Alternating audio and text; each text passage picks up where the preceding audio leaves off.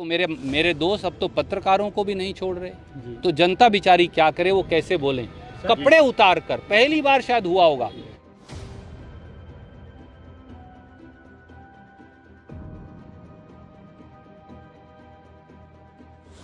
सरकार को निर्देश दिया हुआ है कि वो हमारी नहर बना दें। आप मोदी जी से कह के बनवा दो, क्यों मोदी जी के खिलाफ कंटेम्प्ट करते हो? आपको हटा देंगे।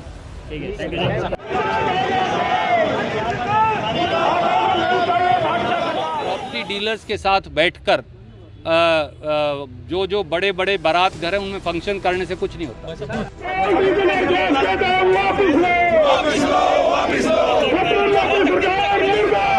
अब ना लोक राज है ना लोक लाज है। सरकार ने अपनी लाज हया शर्म बेच के खा ली है।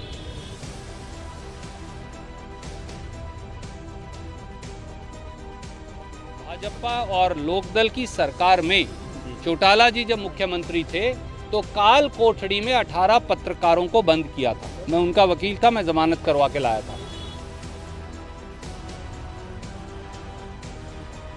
अब फिर पत्रकारों को नग्न करके, निर्वस्त्र करके जिस प्रकार से उनको मारा जा रहा है, जिस प्रकार से 1000 के करीब पत्रकारों को जान से मार दिया गया है, जिस प्रकार से अगर कोई पत्रकार खबर लिख दे उसकी नौकरी चली जाती है, तो जनता में तो भय स्वाभाविक ही है। कुछ लोग हैं जो अभी भी जिंदा हैं और बोल रहे हैं, और जब तक हम जिंदा हैं हम बोलते रहेंगे।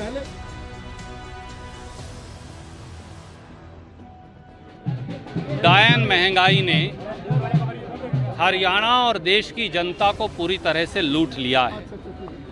56 रुपये का डीजल आज 97 रुपया प्रति लीटर है। 71 रुपया प्रति लीटर का कांग्रेस के समय का पेट्रोल आज 106 रुपया प्रति लीटर है।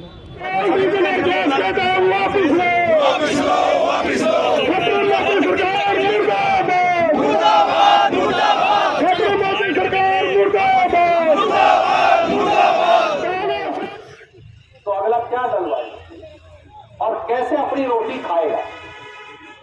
ये पेट्रोल 71 रुपये हुआ करता था जब अपनी सरकार में, 71 रुपये लीटर था। अब 71 पे छोड़ के गए थे, 106 रुपये हो गया 8 साल में।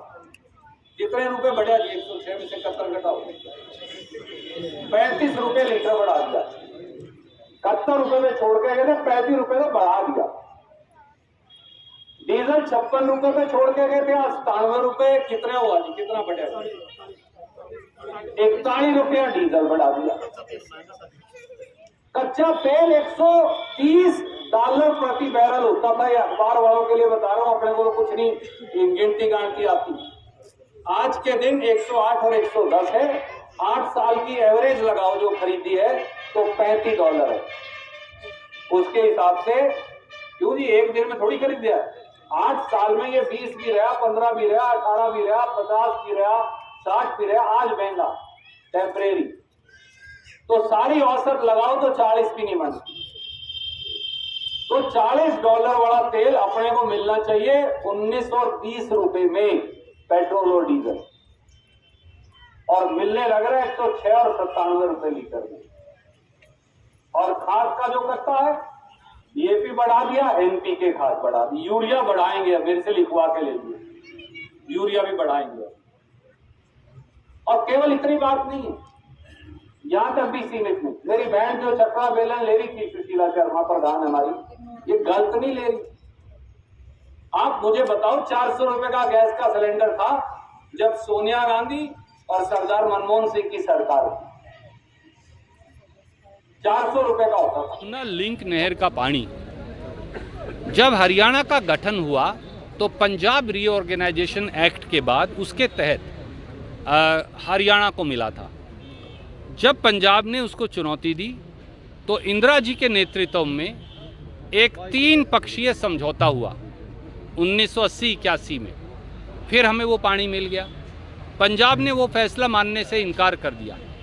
तो राजीव गांधी जी जब प्रधानमंत्री थे और पंजाब ने कहा कि नहीं, कोई जज निर्णय करे, तो राजीव जी ने सुप्रीम कोर्ट के एक जज और 2 हाई कोर्ट के जजेस, जिसे रेडी कमीशन कहते हैं, उसको ये काम दिया कि आप निर्णय कर दीजिए सबको सुन के। राजस्थान, दिल्ली, पंजाब, हरियाणा, हम 4 प्रांत हैं। सुरजेवाला जी उन दिनों बिजली पानी के मंत्री थे, मेरे पिता।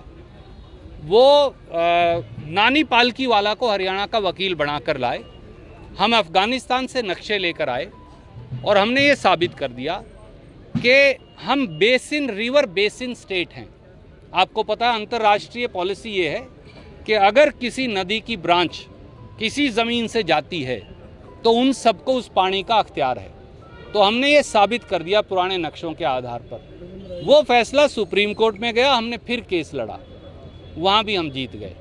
अब डायरेक्शन आई हुई है सुप्रीम कोर्ट से कि भारत सरकार इस नहर का निर्माण करवाए। मुझे लगता है सवाल अच्छा है, पर खट्टर साहब से पूछना चाहिए। खट्टर साहब ये कह रहे हैं कि कंटेम्प्ट कोर्ट की कार्रवाई बन के, जबकि सरकार सेंटर भी उनकी है और स्टेट में। साथियों, मैं इसीलिए आपको कहा, खट्टर साहब ने केस पढ़ा नहीं, खट्टर साहब को केस का इतिहास मालूम नहीं। कोई कागज अगर वो पढ़ लेते तो वो आपको ऐसे बरगलाते नहीं। हो सकता है वो बरगला रहे हो जानबूझकर, हो सकता है उन्हें जानकारी ही ना हो। तो मैं इसलिए आदरणीय खट्टर साहब हमारे बुजुर्ग हैं, मैं उनकी इज्जत करता हूं बुजुर्ग के तौर पर, प्रदेश के मुख्यमंत्री भी हैं। मैं उन्हें ये कहूँगा, बात बड़ी सीधी है। मोदी सरकार को निर्देश दिया हुआ है कि वो हमारी नहर बना दें। आप मोदी जी से कह के बनवा दो। क्यों मोदी जी के खिलाफ कंटेम्प्ट करते हो, आपको हटा देंगे। अलग विषय है और मैं आपसे तफसील से चर्चा करूँगा, आज नहीं। हर पार्टी को चुनाव लड़ने का अख्तियार है, ज़रूर आएँ लड़ें। कोई और भी 5-7 पार्टियाँ आना ही चाहती हैं, वो भी लड़ें। हर पार्टी को अपनी बात कहने का अख्तियार है।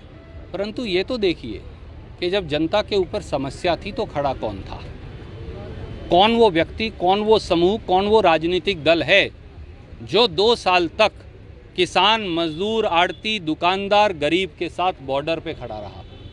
कौन वो हैं जो संसद जब किसान ने लगाई तो देश की संसद छोड़कर 125 सांसदों के साथ वहाँ जाकर बैठ गए। कौन वो लोग हैं जो कंधे से कंधा मिलाकर किसान, गरीब, दुकानदार, मजदूर, आड़ती, मंडी मजदूर की लड़ाई लड़ते रहे। कौन वो लोग हैं जब गरीब पर अत्याचार होता है, जब समाज में विषमता आती है, जब जातियों का टकराव होता है, तो वो हर जाति, चाहे वो किसी की भी हो, खुद की भी हो, उसके खिलाफ जो गरीब है उसके संरक्षण में खड़े हो जाते हैं। ये हैं वो ताकतें। केवल प्रॉपर्टी डीलर्स के साथ बैठकर जो बड़े बड़े बारात घर हैं उनमें फंक्शन करने से, इसलिए मेरे मित्र के लोक राज जो है वो लोक लाज से चलता है। अब ना लोक राज है ना लोक लाज है। सरकार ने अपनी लाज, हया, शर्म बेच के खा ली है। अपने कान के अंदर गट्टे डाल लिए हैं और आंख पर पट्टी बांध ली है। अंधी और बहरी सरकार को एक व्यापक जन जागरण जब तक खड़ा नहीं होगा, भय और आतंक के वातावरण से मुक्त होकर, जात पात और धर्म के वातावरण से मुक्त होकर, तब तक एक नई क्रांति का सूत्रपात नहीं होगा। मैं आपको ये कह सकता हूँ, उस क्रांति के पहले ध्वजवाहक हम सब आपके सामने खड़े हैं और हम ये संघर्ष गांव-गांव तक लेकर जाएंगे। सुशील गुप्ता जी का कहना है कि हम तो जनता के पहरेदार हैं। हमारा काम है मशाल पकड़कर रोशनी दिखाना जब पूरा अंधकार हो, अंधेरा हो। हमारा काम है दीपक जलाना, चाहे आंधी कितनी भी तेज हो, हवाएं कितनी भी तेज हो। और हम जनता के जागरण का ये दीपक, ये दिया, ये मशाल बार बार जलाएंगे, इतनी बार जलाएंगे कि जनता की जो पीड़ा है, जो उनके मन में है, टीस है, खौफ है, भय है, आतंक है, वो बाहर आ जाए। अब तो मेरे दोस्त अब तो पत्रकारों को भी नहीं छोड़ रहे, तो जनता बेचारी क्या करे, वो कैसे बोलें, कपड़े उतार कर। पहली बार शायद हुआ होगा, एक बार पहले भाजपा, आप तो शायद बच्चे होंगे उस समय, भाजपा और लोकदल की सरकार में चौटाला जी जब मुख्यमंत्री थे तो काल कोठड़ी में 18 पत्रकारों को बंद किया था। मैं उनका वकील था, मैं जमानत करवा के लाया था। आप तो शायद उस समय स्कूल में रहे होंगे। अब फिर पत्रकारों को नग्न करके, निर्वस्त्र करके जिस प्रकार से उनको मारा जा रहा है, जिस प्रकार से 1000 के करीब पत्रकारों को जान से मार दिया गया है, जिस प्रकार से अगर कोई पत्रकार खबर लिख दे उसकी नौकरी चली जाती है, तो जनता में तो भय स्वाभाविक ही है। कुछ लोग हैं जो अभी भी जिंदा हैं और बोल रहे हैं, और जब तक हम जिंदा हैं हम बोलते रहेंगे। पहले विपक्ष आंदोलन करता था तो सरकारें फर्क मांगती थी। डायन महंगाई ने हरियाणा और देश की जनता को पूरी तरह से लूट लिया है। 56 रुपये का डीजल, आज 97 रुपया प्रति लीटर है। 71 रुपया प्रति लीटर का कांग्रेस के समय का पेट्रोल आज 106 रुपया प्रति लीटर है।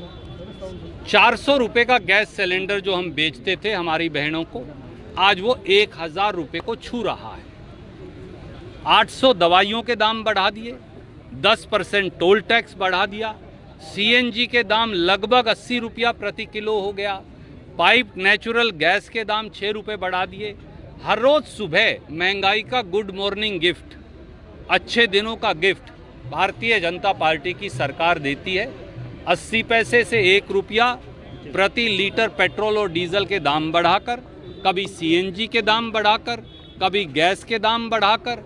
अरे अब तो नींबू पानी पीना भी मुश्किल हो गया, क्योंकि 300 रुपया किलो नींबू हो गया। और करेला भी अब तो जो है वो नीम चढ़कर चिढ़ाता है, क्योंकि वो भी 150 रुपया किलो हो गया। मसूर की दाल भी अब मुंह चिढ़ाती है, क्योंकि वो भी अब 120 से 130 रुपया किलो हो गई। वो चना हो, वो छोलिया हो, वो राजमा हो, वो सब्जियां हो, वो सरसों का तेल हो, वो पाम ऑयल हो, लोगों की पहुंच से बाहर हो गया। और अब तो घर बनाना भी मुश्किल हो गया, क्योंकि 30 रुपये किलो वाला लोहा अब 100 रुपया किलो तक पहुंच गया है। 44 से 60% तक एल्यूमिनियम के दाम, जिंक के दाम, कॉपर के दाम बढ़ गए। टूटी लेने जाओ तो उसका भी 1 साल में दाम दुगना हो गया। महंगाई ने इस प्रदेश और देश के लोगों को पूरी तरह से मार दिया है। और वो सारी सब्सिडी लगभग 1,40,000 करोड़ सालाना जो कांग्रेस देती थी, वो भाजपा ने ख़त्म कर दी है। भाजपा जजप्पा है तो महंगाई है। अब भाजपा जजप्पा ही महंगाई के सूत्रधार बन गए हैं, और वो लोगों का खून चूस चूस कर अपना खजाना भरने में व्यस्त है। सर, आप सब जानते हैं मुद्दों पे कैथल में भ्रष्टाचार हो रहे हैं, परंतु आपका कोई बयान नहीं आता भ्रष्टाचार को लेकर। मेरे साथी, आज भी मैंने कहा 3 रिश्वतें हफ्ता और महीना यहाँ के अफसर देते हैं। आप किसी कार्यालय में जाकर देख लीजिए, थाने में, तहसील में, रेवेन्यू ऑफिस में, पेंशन ऑफिस के अंदर खुला भय मुक्त भ्रष्टाचार हो रहा है। और यहाँ क्यों नहीं होगा? जब करनाल में मुख्यमंत्री जी की नाक के नीचे डीटीपी से 12, 15, 20 करोड़ रुपए की रिकवरी होती है, आप मुझे बताइए, डीटीपी अपने आप पैसे इकट्ठे कर रहा था? तहसीलदार वहाँ अपने आप पैसे इकट्ठे कर रहा था? तो क्या मुख्यमंत्री को ये भी नहीं पता? स्वाभाविक तौर से वो पैसा कहीं तो शेयर हो रहा होगा। तो वो करनाल हो, कुरुक्षेत्र हो, कैथल हो, जींद हो, हिसार हो, सरसा हो, अम्बाड़ा हो, यमुनानगर हो, भय मुक्त भ्रष्टाचार की सरकार है। भाजपा जजपा जो सरकार में शीर्षतम पदों पर बैठे हैं, वही जब भ्रष्टाचार के ध्वजवाहक बन जाएं तो यही होगा। सर, कांग्रेस जानती है कि चुनाव से पहले जो है भारतीय जनता पार्टी जितने भी तेल के रेट हैं